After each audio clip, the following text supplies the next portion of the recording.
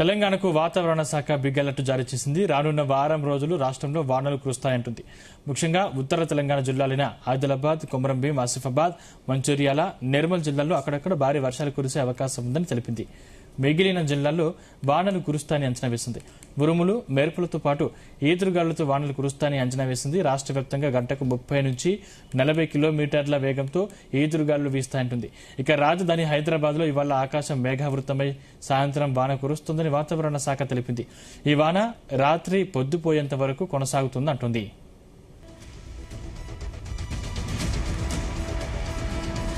ఇదే అంశానికి సంబంధించిన మరిన్ని డీటెయిల్స్ మా ప్రతినిధి రాజు పటేల్ అందిస్తారు. రాజు Patel, good morning Sandeep.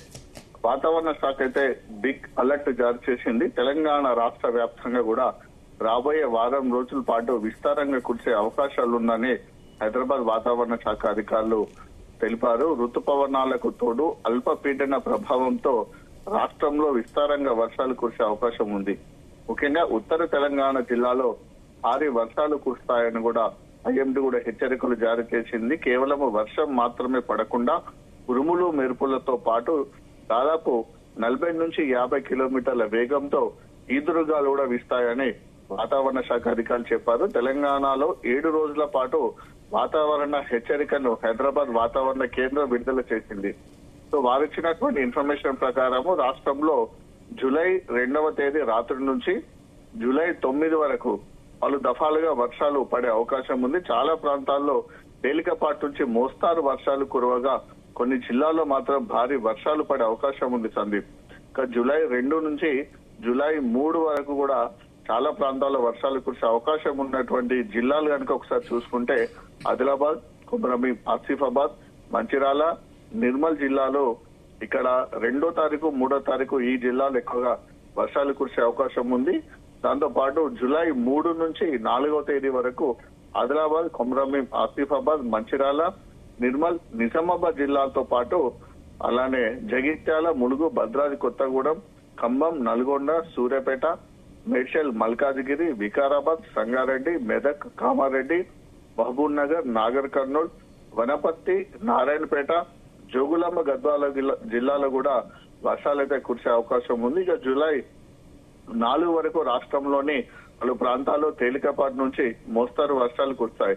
July 6 వరకు కూడా రాష్ట్ర వ్యాప్తంగా అక్కడక్కడ తేలికపాటి వర్షాలు కురిసే అవకాశం ఉంది. ఇక జూలై 6 నుంచి 7 వరకు కూడా వర్షాల పరిస్థితి అయితే కొనసాగుతుందని కూడా వాతావరణ శాఖ అధికారులు తెలియజేశారు. రాష్ట్రంలోని పలు ప్రాంతాల్లో తేలికపాటి నుంచి మోస్తారు వర్షాలు కురుస్తుండగా బలమైన ఈదురుగాలు కూడా వీచే అవకాశం ఉందని అటు హైదరాబాద్ వాతావరణ శాఖతో పాటు భారత వాతావరణ శాఖ ఐఎండీ కూడా హెచ్చరికలు జారీ చేసింది. అంటే రాబోయే వారం రోజుల పాటు రాష్ట్ర వ్యాప్తంగా దాదాపు అన్ని ఏరియాల్లో కూడా వర్షాలు కురిసే అవకాశం ఉంది. అంతేకాక హైదరాబాద్ సిటీ జిహెచ్ఎంసీ పరిధిలో కూడా విస్తారంగా వర్షాలు కురుస్తాయని కూడా వాతావరణ శాఖ అధికారులు తెలిపారు. అంటే గత 3 రోజుల నుంచి కూడా రాష్ట్ర వ్యాప్తంగా కూడా చాలా చల్లటి వాతావరణం కొనసాగుతుంది. మేఘావృతమైనటువంటి వాతావరణం ఉంటుంది. సో గత 4-5 రోజుల క్రితం ఉన్నటువంటి వాతావరణానికి ప్రస్తుతం ఉన్నటువంటి వాతావరణానికి అయితే కంప్లీట్ డిఫరెంట్ కనిపిస్తుంది సందీప్. ఎందుకంటే ఇప్పటి వరకు కూడా అంటే దాదాపు మనకు 4-5 రోజుల క్రితం వరకు కూడా మధ్యాహ్నం సమయంలో గానీ ఆఫ్టర్నూన్ సమయంలో గానీ కాస్త వేడి ఉక్కపోతే 3 రోజుల నుంచి మాత్రము కంప్లీట్ గా కూడా చల్లటి వాతావరణం ఉంటుంది. ఎంతైతే వేడిని, హీట్ని భరించలేక బాణుడి బగబగకు తహతహలాడినటువంటి ప్రజలందరూ కూడా ప్రస్తుతం ఉన్నటువంటి చల్లటి వాతావరణంతో అయితే చాలా రిలాక్స్ అవుతున్నారని చెప్పవచ్చు. ఈ వాతావరణాన్ని కూడా ఎంజాయ్ చేస్తున్నారు. సో ఇలాంటి పరిస్థితి ఇంకా కొనసాగే అవకాశం ఉందని కూడా అటు వాతావరణ శాఖ అధికారులు అంటున్నారు. అయితే వర్షాలు అయితే కురుస్తున్నాయి.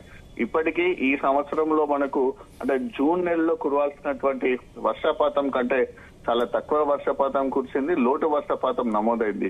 ఈ జూలైలో కూడా వర్షాలు పడతాయి కానీ అనుకున్నంత స్థాయిలో మాత్రము వర్షపాతం నమోదు కాకపోవచ్చు అని కూడా అటు వాతావరణ శాఖ అధికారులతో పాటు వివిధ సంస్థలు కూడా చేసినటువంటి అధ్యయనాలు కూడా చెప్తున్నాయి. రాజుపటేల్, ఎల్నినో ప్రభావంతో ఈసారి వర్షాలు అంతంత మాత్రమే వాతావరణ శాఖ చెప్తున్న పరిస్థితుల్లో రైతుల పరిస్థితి ఎలా ఉంది? ఇప్పుడు మాత్రము రైతులు మాత్రము చాలా విపరీతమైనటువంటి ఆందోళన ఉన్నారు.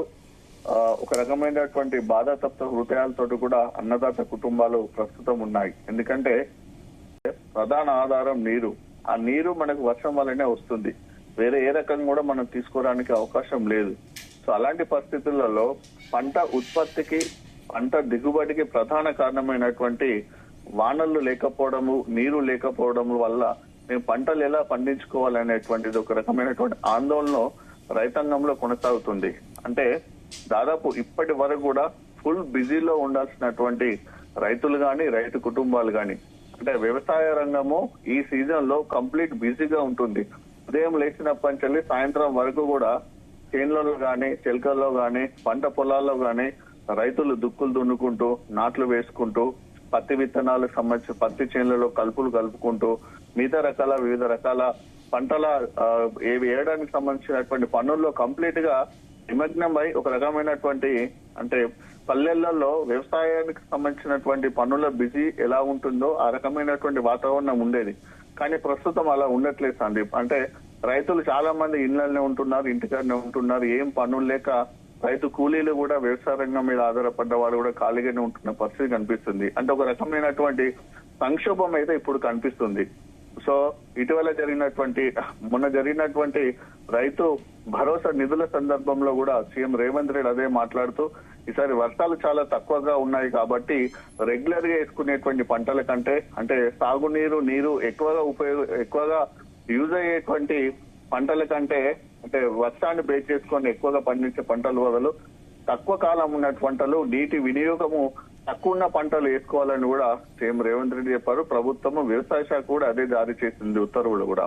సో ఇలాంటి పరిస్థితులలో రైతులైతే చాలా నిరాశజనకంగా ఉన్నారు. చాలా మంది రైతు కుటుంబాలు కూడా ఆందోళన ఉంటున్నాయి. ఇప్పటి వరకు మనకు వాస్తవానికి అయితే జూన్ ఫస్ట్ వీక్ లో నాటినటువంటి పత్తి విత్తనాలు మొలకెత్తి అవి కలుపు దశకు వచ్చేటువంటి సమయం ఇప్పుడు. కానీ విత్తినటువంటి పత్తి విత్తనాలు చాలా వందలాది ఎకరాల్లో మొలకెత్తకుండా అలానే భూమిలోనే పాడైపోయాయి. కొన్ని చోట్ల బోర్లు, బావులు కొన్ని చోట్ల ఉన్న దగ్గర మాత్రం ఆ నీటితోటి పత్తి విత్తనాలు మొలకెత్తుకునే ప్రయత్నం రైతాంగం చేసింది. కానీ అవి ఇంకా ఏపుగా పెరగాలంటే ఖచ్చితంగా వానలు పడాల్సిందే. వర్షాలు లేకపోవడం వల్ల భూగర్భ జలాలు కూడా అడుగంటిపోయినట్టు పరిస్థితి నెలకొంది. సో అదే కాదు, ఇంకొక రకమైన పరిస్థితి ఆయకట్టు సాగు అంటే చెరువుల కింద ఎక్కువగా ఉంటుంది. ప్రాజెక్టుల ద్వారా వచ్చేటువంటి ఏదైతే కాలువల ద్వారా వస్తుందో సాగునీరు, ఆ సాగునీరు తోటి పండించుకునేటువంటి పంటలు అదంతా ఆయకట్టు కిందకి వస్తుంది. సో ఆయకట్టుకు సంబంధించినటువంటిది పంటలు పండించుకోవాలనుకుంటే సాగునీరు లేదు. అంటే చెరువుల కింద గానీ, ఇప్పుడు ప్రాజెక్టుల ద్వారా గానీ, చెరువులలో కూడా దాదాపు ఎక్కడ చూసినా కూడా చాలా నీళ్లు లేవు. చెరువుల కింద పండించాల్సినటువంటి పంటలు కూడా రైతులు ఇప్పటివరకు ఎలాంటి భూములు గానీ, ఆ దుక్కులు గానీ, ఆ పొలాలు కానీ దున్నుకోకుండా అలానే వదిలేసినటువంటి సిచ్యువేషన్.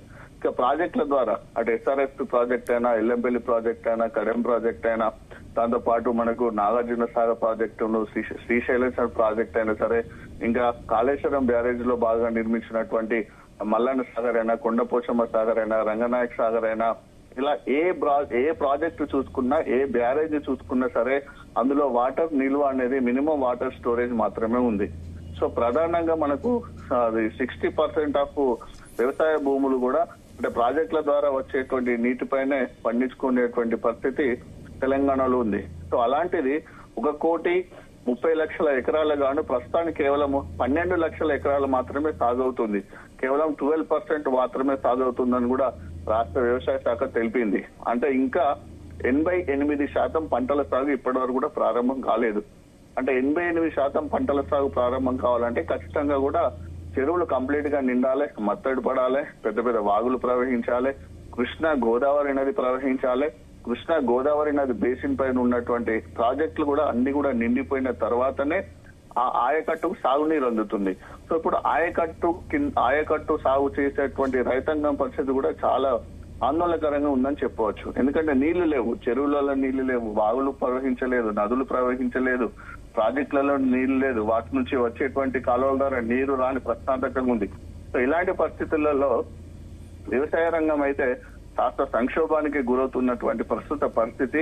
ఇక జూలై నెల, ఈ నెల మీదనే రైతాంగం పూర్తిగా ఆశలు పెట్టుకుంది సందీప్.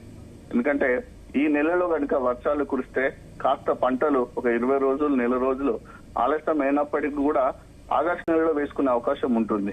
కానీ ఈ నెలలో వర్షాలు కురవకుంటే ఆగస్టు నెలలో కురిసినప్పుడు కూడా ఉపయోగం ఉండదు. ఎందుకంటే పంట సాగు కాలం అనేది ఉంటుంది. ఆ పంట సాగు కాలం దాటిన తర్వాత పంటలు వేసుకుంటే కూడా ఉపయోగం ఉండదు. ఆ పంట దిగుబడి కూడా రాదు. సో ఇలాంటి పరిస్థితులలో రైతాంగం, రైతుల కుటుంబాలు అయితే దిక్కుతోచని స్థితిలో ఒక రకంగా ఉన్నాయని చెప్పవచ్చు. ఎందుకంటే ఒకవేళ కనుక వర్షాలు పడతాయనే ఆశతోటి పంటలు వేసుకుంటే పడకపోతే ఇంకా ఆర్థికంగా ఎక్కువ నష్టం జరిగే అవకాశం ఉంటుంది రైతులకు. సో ఇలాంటి పరిస్థితుల్లో చాలా సందిగ్ధంగా సిచ్యువేషన్ లోనే అన్నదాతలు ఉన్నారు Sandeep. Thank you Raju Patel.